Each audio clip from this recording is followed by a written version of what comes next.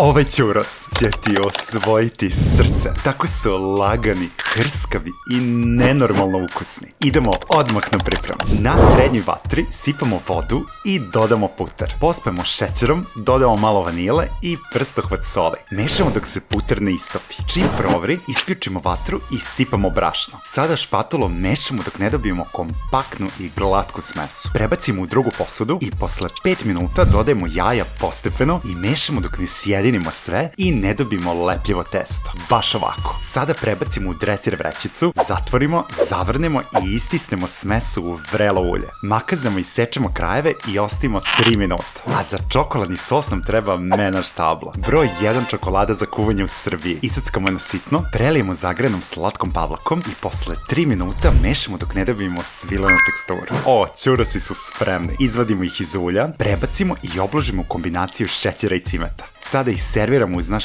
prelepi čokoladni sos i ostaje nam samo da uživamo u najukusnijim ćurosima na planeti. Prijatno!